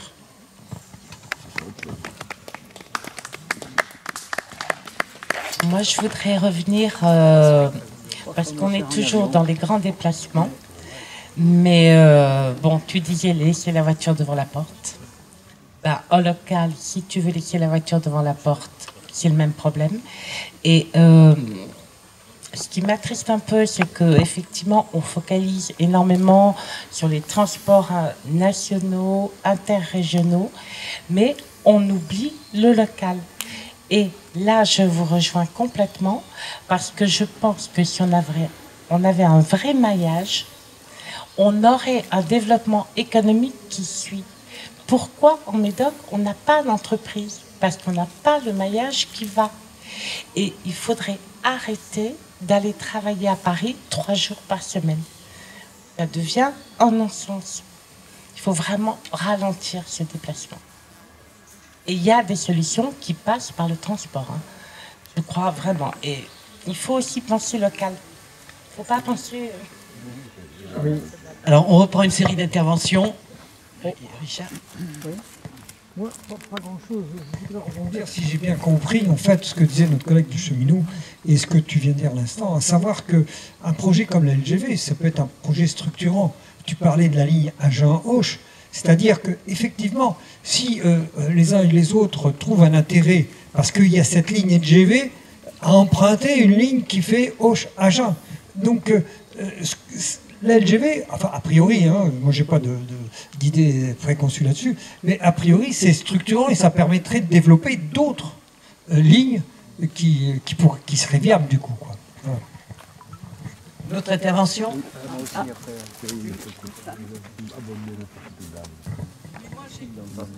Oui, moi j'ai 2 questions. La première concerne dans le sens du local. Je considère qu'il y a une partie de la population de la Gironde, voire d'Aquitaine ou de la Nouvelle-Aquitaine encore plus, qui est vraiment assignée à résidence, qui ne peut plus bouger. Donc on a ce projet LGV qui fait des vagues, qui coûte 14 milliards, qui est sur la table, qui est chiffré, qui fait débat. Donc je voudrais savoir s'il y a des projets pour irriguer le maillage local qui sont sur la table. Moi, pour moi, ça c'est... voilà, mais je vais aller le prendre, le livre. Hein. La deuxième question, je m'adresse aux camarades de la CGT. C'est pas une boutade, hein, c'est vraiment, je comprends pas pourquoi pour réanimer à Hoche, il faut la LGV. Ils peuvent pas se battre pour leur ligne sans la LGV, c'est ça. Alors là, c'est... Parce que ça va pas être une argutie aussi. Hein. J'ai pas dit ça. Dis-moi, j'ai compris ça. Je voudrais vous poser une question, madame. Moi, je suis comme tout à fait dans votre état de pensée. Je pense qu'aujourd'hui, je ne parle pas de décroissance, mais je pense que finalement, si on a tout ce que vous avez dit, les uns et les autres, je suis assez d'accord sur les déplacements, etc. Mais si on n'a pas une réflexion profonde sur notre changement de société, c'est-à-dire pas le profit, mais le partage déjà, pas un capitalisme débridé, mais une redistribution qui doit brûler aujourd'hui, et qui est la plus importante à mon avis au niveau social, une protection de la nature, elle ne pourra se faire qu'avec un changement de paradigme de société. Et donc cette société, j'aimerais bien, moi, je sais que les communistes ne sont pas d'accord avec nous, hein, sur le nucléaire, sur la LGV, sur beaucoup de choses comme ça. Moi je suis à la CGT, donc je suis pour, si vous voulez, le salariat. Hein. Je suis un ouvrier, je suis vraiment un prolétaire, moi, un vrai. Ça n'existe plus beaucoup, mais il y en a encore, ceux-là sont à la retraite maintenant. Et je trouve que je voudrais que vous apportiez des éclaircissements, ce que vous pensez justement. Je connais le livre que vous avez présenté, j'en connais d'autres, si vous voulez, sur la décroissance, sur une façon de changer notre société, tout en préservant nos camarades ouvriers, tout en préservant, si vous voulez, vraiment une société de partage. Je pense qu'il y a quand même, aujourd'hui, évidemment, ce sont des problèmes quotidiens, se déplacer, etc. Et je suis complètement conscient de ça. Surtout qu'on est à la retraite, donc on a moins de problèmes. Mais, enfin, à part le pognon. Mais j'aimerais que vous argumentiez plus sur ce que vous pensez au fond, pour la protection de la nature, bien sûr. Mais je ne pense pas qu'on puisse protéger la nature si on ne change pas de paradigme. D'accord. Alors, je vois encore deux questions. Et vous allez pouvoir faire une salve de réponses. Merci. Oui, je partage les interrogations là, qui sont posées. Je crois que c'est effectivement ce qu'il faut qu'on se pose comme question pour les années à venir. Moi, je voulais simplement poser une question au conseiller régional. La compétence du conseil régional en matière de transport est celle des TER. C'est une compétence ancienne qui lui a été transmise avec les moyens budgétaires qui allaient avec pour rénover les transports express régionaux. La région Aquitaine, entre autres, a fait pas mal en la matière à un moment où effectivement le réseau partait dans tous les sens, au moins sur certaines lignes. Elle a investi pas mal. Par contre, la question de la LGV n'est pas une compétence de la région. C'est une compétence par extension, s'appuyant sur l'aménagement du territoire. On dit, comme l'aménagement du territoire est une compétence, on dit, mais tout l'argent que la région met dans la LGV, elle ne pourra pas le mettre dans le TER, dans les lycées, dans la formation professionnelle. Tout ça, tous les choix faits par Rousset au niveau régional et Delga au niveau de la région Occitanie se feront au détriment des compétences de fond de la région en matière de compétences attribuées par la loi à cette collectivité locale. Donc je ne comprends pas comment on peut soutenir que la région et les autres collectivités locales mettent autant d'argent dans un investissement, une infrastructure qui ne relève pas de ses compétences. Je ne comprends pas, et ça ne date pas d'aujourd'hui, j'ai posé la question à nombreuses reprises à Rousset sur ça, ça se fait au détriment des véritables compétences de la région, et je le regrette, et je demande aux communistes comment ils se situent par rapport à cette question, en sachant que les moyens financiers de la région ont été drastiquement réduits par les gouvernements successifs qui ont enlevé des compétences fiscales à la région en particulier. Une dernière question. Moi, j'habite Castelnau. C'est très concret. Le maire, nous avons 4000 habitants, 4400 habitants. Le maire veut monter en quelques années à 8000 habitants. Donc, je voudrais simplement savoir, pour rejoindre madame, comment on fait pour circuler, parce qu'à Castelnau, il y a plein de nouveaux lotissements, plein de jeunes couples qui s'installent et qui travaillent à Bordeaux. Donc, ça serait sympa de pouvoir voir comment on peut planifier un urbanisme en même temps qu'une question de transport. Castelnau, il n'y a pas de train. On a un bus qui passe, mais c'est tout. Mais je trouve que, si vous voulez, le fait d'une volonté de la commune, du maire actuel, de passer de 4000 à 8000 habitants, alors le vivant, il n'existe plus. C'est fini. Hein, ça, je peux vous l'assurer. Tous les pins sont coupés, dans les endroits où ils sont coupés. On n'a pas de vigne à Castelnau. Ça s'arrête juste à Moulis. Mais là, tout est coupé, tout va être coupé. Voilà. Donc, et moi, j'ai une petite parcelle d'acacia. On me sollicite tout le temps pour pouvoir construire. Je tiens encore le coup avec quelques-uns, mais non, voilà. Donc, comment je rejoins dans le thème, là, aujourd'hui, c'était les transports du quotidien aussi. C'est pas que la LGV. La LGV, c'est important, mais c'est pas que ça, hein. Voilà. Alors, voilà, qui veut répondre? Fred, tu te sens interpellé? Sur la question du financement, je l'ai évoqué tout à l'heure, mais je ne suis pas rentré dans les détails. Je partage ce que tu dis sur les compétences. Je vais même aller un peu plus loin. C'est-à-dire que je parlais sous le contrôle du cheminot pour pas dire de trop grosses conneries. Mais la réalité, c'est qu'aujourd'hui, la région finance toute une partie des infrastructures ferroviaires autres que la LGV. Or, ce n'est pas de la compétence de la région. Ce qui a été donné en compétence à la région, c'est de faire circuler les RER et les TER. Pas d'entretenir les voies ou la caténaire qui va avec. Or, d'ores et déjà, depuis maintenant, je ne sais pas, 6 ou 7 ans, ça va être le cas. Moi, je suis là depuis 1 an, pour préciser. La région finance. Parce que d'abord, on se le dire tranquillement, si la région ne finance pas, les lignes ferment. La réalité, c'est celle-là. Limoges-Poitiers, elle est fermée sur toute une partie de la ligne.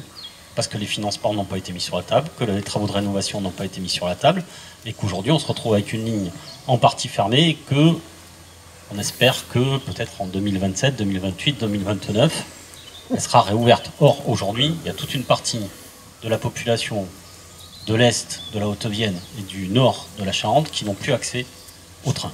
Voilà, c'est la réalité. Donc, j'ai envie de dire, c'est la stratégie qui est mise en place par les différents gouvernements, parce que dans les collectivités, on aime bien dire État. En fait, c'est pas l'État, c'est les différents gouvernements qui mettent en place la pénurie, et en premier lieu la pénurie en direction du réseau et de la SNCF. On ne finance pas les travaux, et donc si on veut que ça soit maintenu, eh bien, c'est les collectivités locales. Entre parenthèses, je parle de la région, mais même le département de la Gironde a été obligé de mettre la main à la poche pour financer Bordeaux-Bergerac qui allait fermer autrement. On est dans cette réalité-là. On est dans cette réalité-là. Donc moi, mon objectif, c'est que grosso modo, on soit sur un financement 100% État, surtout. Il faut qu'on reste sur un réseau qui appartienne à l'État et qui soit financé à 100% par l'État. Et les moyens de financement, outre le budget de l'État, il peut en exister plein. Si on met une taxe poids lourd à la frontière, aux frontières du pays, on peut financer une partie des infrastructures ferroviaires de ce pays, quelle qu'elle soit. Et je peux décliner. Moi, je pense que la taxe bureau, c'est une bonne taxe. Il faut la mettre en place. Elle rapporte 600 millions d'euros en Ile-de-France. Il faut la mettre en place.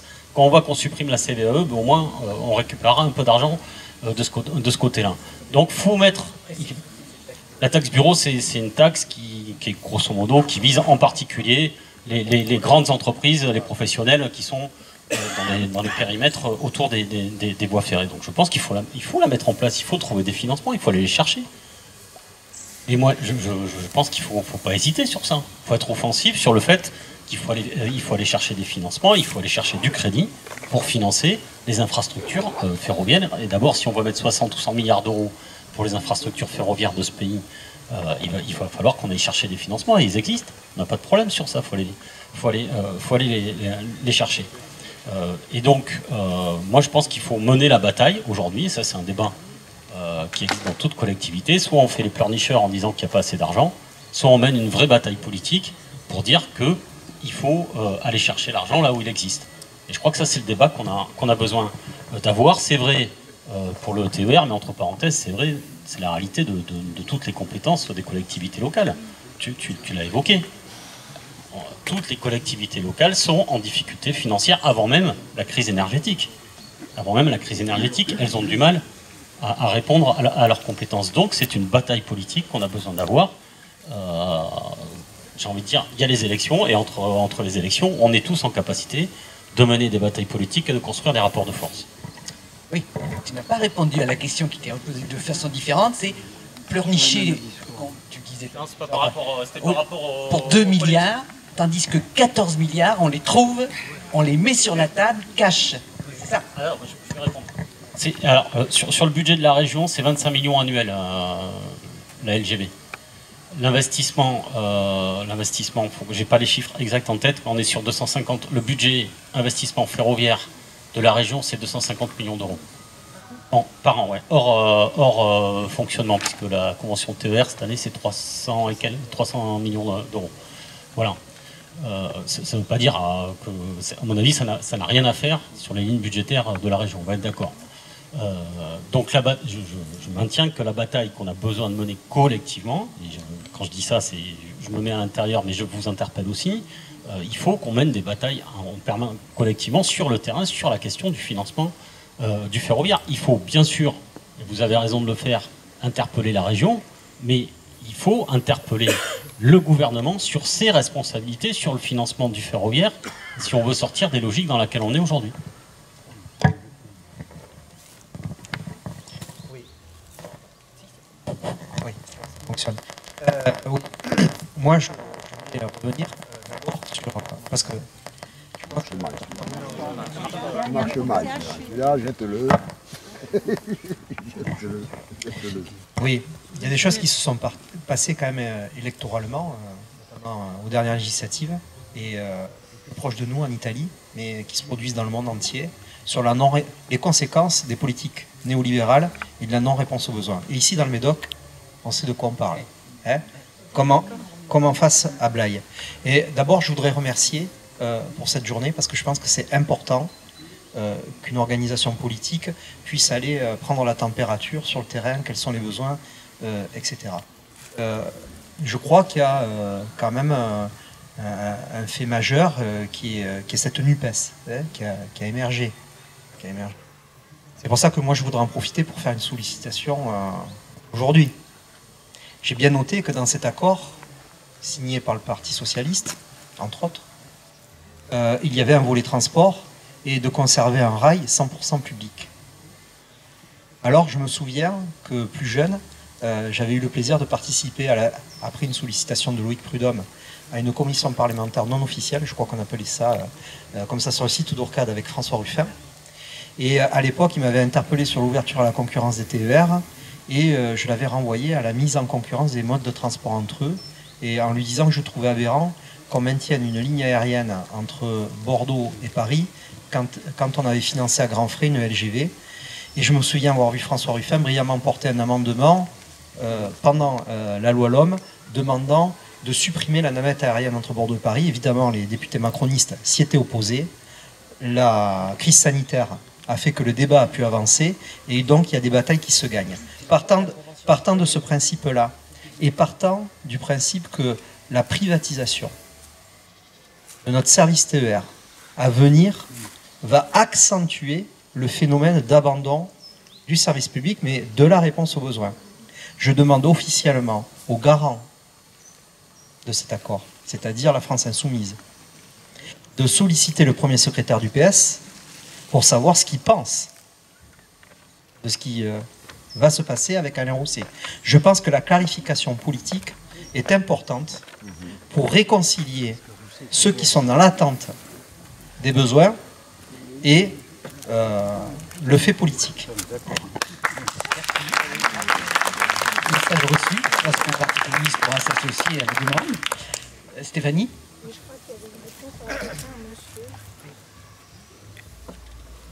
Je crois que il faut remettre en question les profits pour pouvoir conserver la nature. Je synthétise bien, c'est ça? Changer de paradigme. Comment? Changer de paradigme. Alors effectivement, c'est tout le sujet du livre, et puis je pense que ça rejoint ce qui vient d'être dit, c'est-à-dire, c'est pas du tout mon domaine d'expertise. Hein. Donc là, je vous parle plus de ce que j'ai compris de la science économique, d'accord? Moi, ce que j'ai compris en écoutant depuis des années des économistes parler, beaucoup à France Inter et sur d'autres radios. D'ailleurs, je comprenais jamais rien à ce qu'ils racontaient. Bon, il y avait Bernard Maris, je comprenais à peu près. Mais grosso modo, vu l'âge que j'ai, on m'a toujours expliqué qu'il n'y avait qu'un seul modèle. Hein, tous les autres modèles avaient échoué. Enfin, je crois que c'est ça qu'on nous rase. Enfin, voilà, on nous tabasse avec cette idée qu'il n'y a qu'un seul modèle économique et il n'y aurait qu'une seule économie. Alors quand on lit ce genre de bouquin et qu'on n'est pas spécialiste, on fait ok, il n'y a pas qu'une seule économie possible, parce que l'économie, après moi j'aime pas taper sur les sciences humaines et sociales, mais l'économie c'est quelque chose qui est construit, enfin c'est une science, comment dire, avec des lois construites par les humains. Voilà. Donc c'est jamais que ça.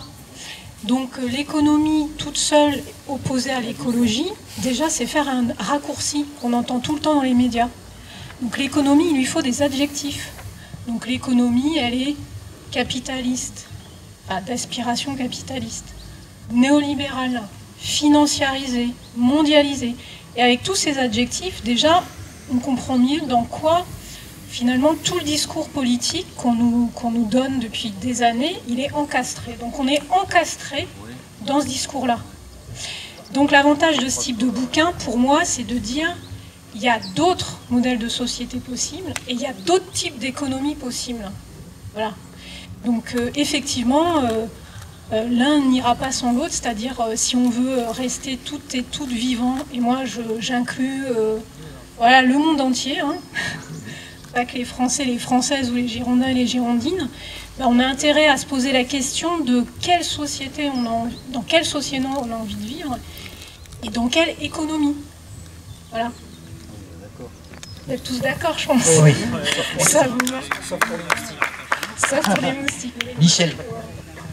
Oui, je pense que comme ça a été abordé tout à l'heure, la première des choses qu'il faudrait revoir, c'est l'aménagement du territoire. Parce qu'en fait, on parle de mobilité, c'est vrai, mais si on rapprochait le travail du lieu de vie, ce serait certainement beaucoup mieux que de réinventer la poudre en disant si on rouvrait ceci, si on fermait cela, si on dépensait telle somme, etc. Bon, quelque part, il y a des économies à faire partout, mais surtout, l'économie, c'est de limiter la distance entre le lieu de vie et le travail. Et là, déjà, on aurait moins de concentration sur les rocades et autres, et les problématiques qu'il y a à l'heure actuelle.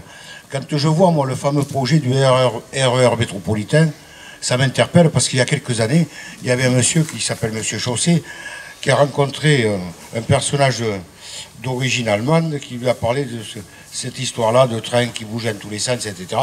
Et il s'en est fait fort de le récupérer. Ce monsieur s'appelait Benjamin Hulbdis. Bon, j'ai les références, c'est pour ceux qui les souhaiteraient. Hein. Parce qu'on se base surtout sur des références, on ne raconte pas n'importe quoi. Hein. Donc, et là, tout d'un coup, on s'est aperçu que ça serait bien de refaire le RER comme il est fait à Paris. En fait, on concentre le travail sur Bordeaux et l'agglomération, autour, Pessac, Mérignac, Bordeaux, Nancy, tutti quanti, et on fait venir les gens de Pauillac pour venir bosser à Bordeaux, on fait venir bosser les gens de Blaye, etc. Moi, quand je vois ce fameux RER, que je vois qu'on va faire une ligne Saint-Marien-Slangon, je tombe sur mes fesses, parce que je connais personne à Saint-Marien, 1400 habitants, qui viennent bosser à Langon, 7000 habitants et inversement. Hein. Donc ce qui va se passer, c'est que les gens de Blaye et de la périphérie, certes, ça va les aider, ils vont laisser leur voiture à la maison, très bien, ça sera parfait, mais ils vont s'arrêter à Bordeaux. Et inversement, les Langonnais, en ce moment, quand on voit qu'on fait des petites gares dans le Langonnais, Saint-Pierre-d'Aurillac, Gironde, Saint-Macaire, on se pose des questions. Là aussi, on dit tiens, on va faire le RER métropolitain, Saint-Marien-Slangon. Et après Langon, on fait quoi? Bon. Alors peut-être qu'il faudrait repenser tout ça de manière différente. Et on n'a pas besoin de faire les aménagements ferroviaires au sud de Bordeaux.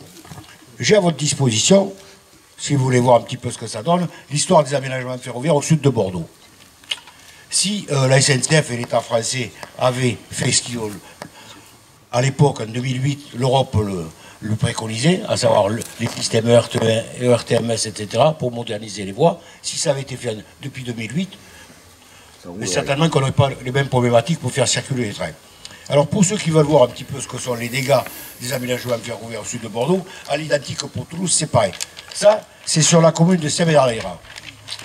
Alors j'engage vivement M. Mélier, je l'invite à venir voir un petit peu ce qui va se passer sur la commune.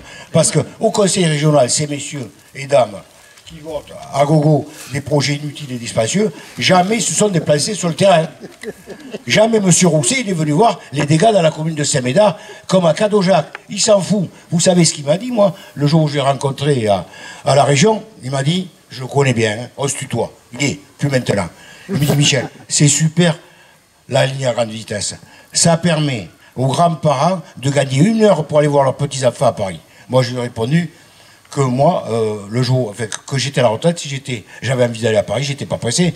Pas plus que d'aller au cimetière, hein, de la même façon que je gagne 1 heure ou que j'en perds 1 heure. Et je lui dis en plus, lorsque je vais voir de la famille en région parisienne, ce qui m'arrive tous les 100 ans, vous voyez, j'ai pas été souvent, hein, donc, et j'irai jamais. Je partirai la veille. Déjà, ça ferait marcher le commerce local. J'inviterai ma famille au restaurant, puisque on va se déplacer. Mais autrement, quel intérêt, 1 heure de plus, 1 heure de moins. On a tout le temps de vivre. Voilà. Donc moi, vous voyez, pour ceux qui sont curieux, mais voilà les dégâts dans une commune. Alors, monsieur Mélier, si vous voulez venir voir, et vous amènerez votre maman aussi, puisqu'elle parle beaucoup du RER métropolitain, faites-la profiter du voyage, on la recevra, on l'accueillera, on lui montrera un petit peu. Et peut-être qu'elle reviendra un petit peu sur ce choses. Pour vous parler des financements, pour ceux qui ne le savent pas, il y a des choses qui se passent à catimini.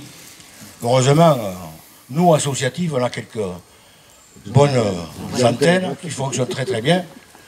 Figurez-vous que la semaine dernière, comme la SNCF Réseau manque d'argent pour faire les acquisitions anticipées concernant les maisons en bordure de voie par rapport au projet, eh ben, ils ont relancé les financements.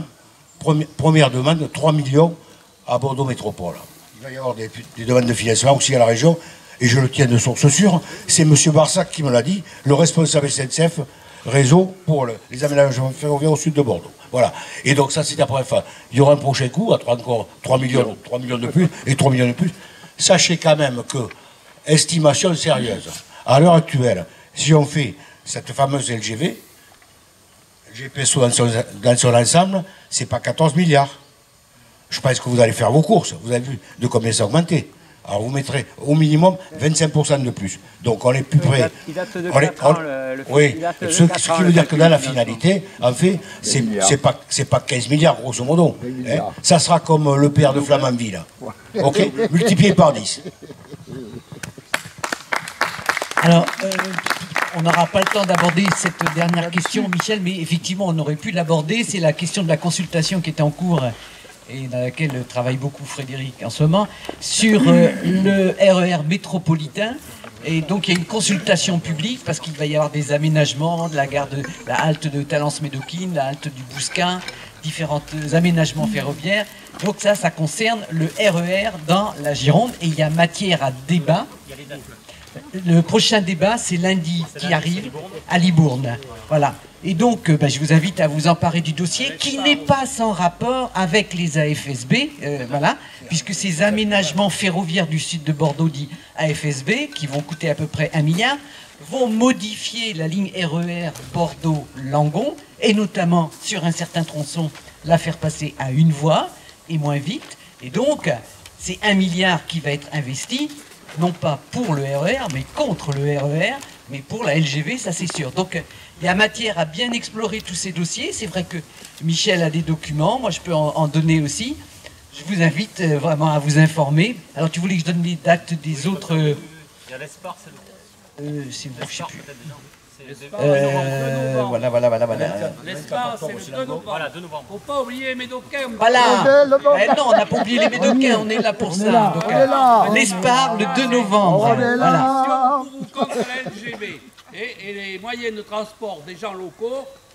Alors, bon, les concertations, elles portent sur le RER métropolitain, oui, voilà, mais c'est pas sans rapport avec le... Je vais te dire, ce RER, ça résout rien pour nous. On est en nord-sud. Alors, le RER, alors d'abord, par rapport à ce que disait monsieur, pourquoi, en premier lieu, alors je suis d'accord sur les axes, Langon-Saint-Marien, d'ailleurs nous on a fait mener des études sociologiques, c'est pipeau. C'est pour ça que nous on propose des relations, d'ailleurs on les limite à Langon, mais je pense que ça devrait partir de Marmande, voilà, et faire du Marmande, ligne de ceinture, jusqu'à Blanquefort. Pourquoi je dis la ligne de ceinture qui est sous-exploitée? Parce que c'est une ligne aujourd'hui qui a la capacité de desservir toutes les lignes de tramway et donc d'assurer un report massif de la route vers le rail parce qu'on gagne du temps de parcours. On ne va pas s'enferrer dans Bordeaux pour ensuite se taper 3/4 d'heure de tramway. Vous comprenez?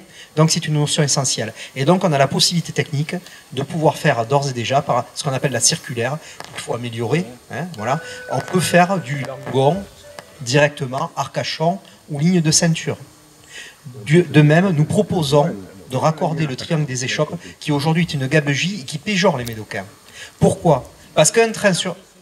C'est ce qui permet de relier Pessac avec la ligne de ceinture. Et donc, la gabegie, ça a été de faire des navettes Mâcon-Pessac, Bordeaux, et qui, un train sur deux, vient péjorer les Médocains qui veulent rentrer chez eux. Et en plus, ces navettes sont vides. Alors, il faut venir au secours de cet outil. Il faut le raccorder côté en gare de Pessac, côté Bordeaux-Hendaye. Ils ont construit cet outil, mais ils l'ont raccordé que d'un côté.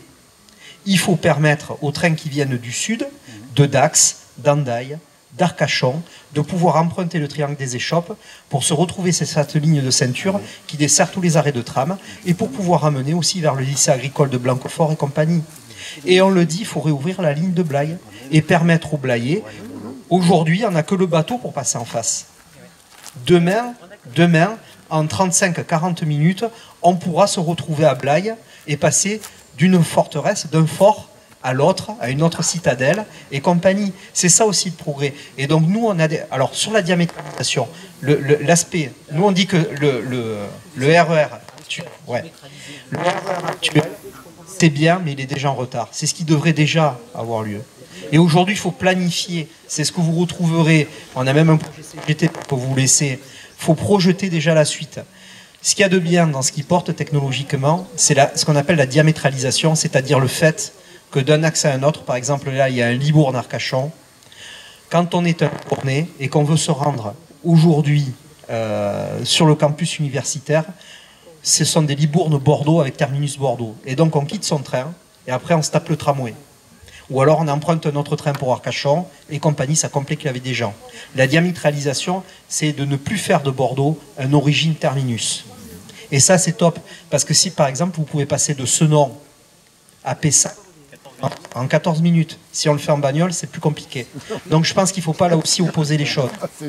Donc, ce RER, c'est déjà une réponse qu'on devrait avoir déjà aujourd'hui. Et donc, je le dis, il est très en retard. Il faut aller vers une autre planification. Nous, on la propose. Et j'ai envie de vous demander ce que vous en pensez. Parce qu'on ne l'a pas encore établi sur le papier. On ne veut pas faire des choses sans les Médocains. Mais on a besoin de relations semi-directes pour permettre aux Médocains, notamment au Nord Médocain, d'arriver plus vite à Bordeaux. Et donc en voie unique, c'est pas possible parce qu'il va y avoir des trains omnibus. Si on veut relancer un jour le fret à Port-Médoc, et on porte ça aussi la CGT, parce qu'on doit pouvoir se servir de cet outil qui est un outil en eau profonde et compagnie. Si on veut faire du cadencement efficace sur cette ligne, ne péjorer et ne pas écarter les besoins des uns et des autres, on a besoin très certainement de doubler cette voie. Je pense qu'il faut en parler. Et donc c'est quelque chose que je mets en débat. J'ai rendez-vous dans pas longtemps avec des gens qui se battent à Saint-Vivien pour avoir une desserte. Mais quand on multiplie les dessertes, on ralentit le train, sauf si on passe en double voie, voire même le RTMS, vous l'avez cité. Mais le RTMS amène d'autres problématiques en cas de panne. Et puis il a aussi un coût, le camarade en parlait, un coût sur l'humain. Hein, puisque quand on met le RTMS, c'est la machine qui gère tout, le satellite. Alors il ne faut pas qu'il tombe en panne, mais par contre ça détruit aussi l'emploi. Si. Ça crée des emplois d'informaticiens, c'est vrai. Derrière un ordinateur, il y a toujours un humain. Hein. L'humain, il a l'ordinateur, il a quand même une partie de la maîtrise. Et après, il y a tout un tas d'aménagements que l'on peut faire, parce que bon, j'en reviens aux aménagements ferroviaires au sud de Bordeaux.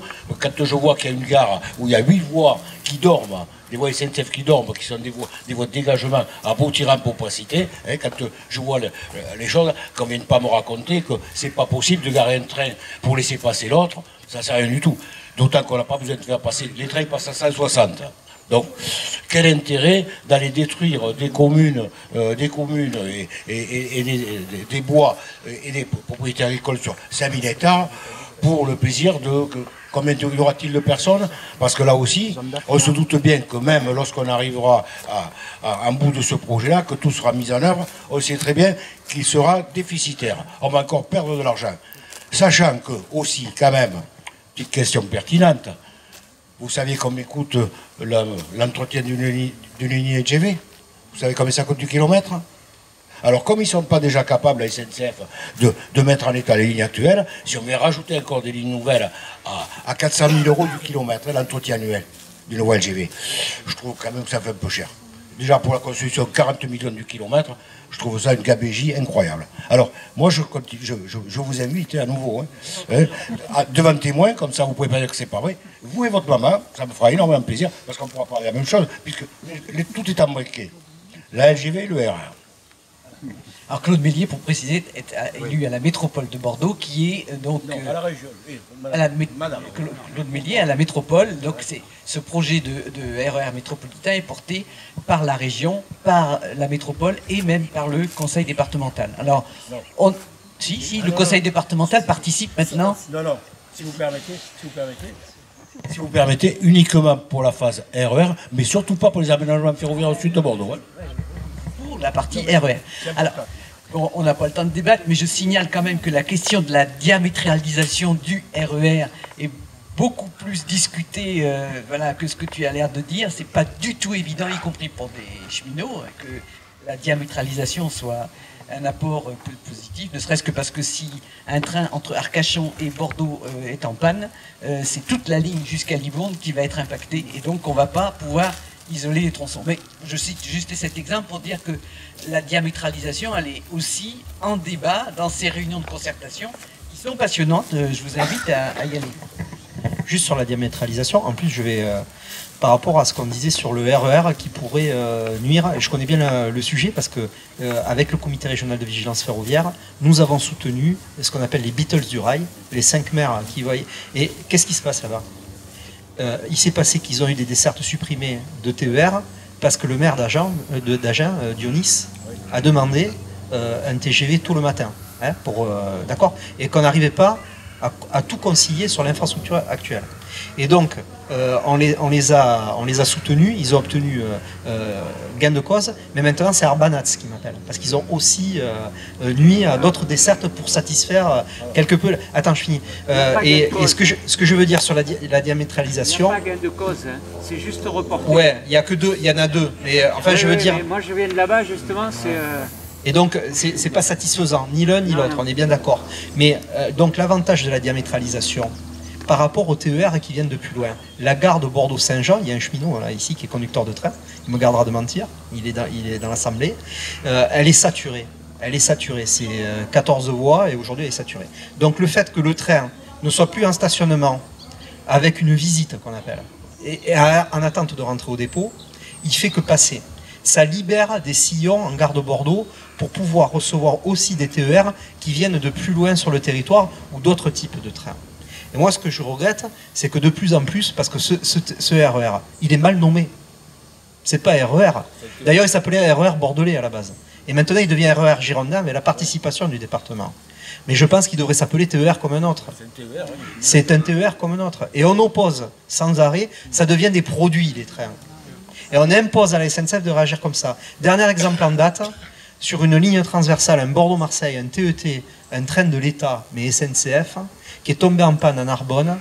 On a fait descendre, et le cheminot a bien fait son travail, il a envoyé les gens qui étaient dans le TET, dans le train intercité, dans le corail, il les a envoyés dans le TER de la région PACA qui faisait la même chose, quoi.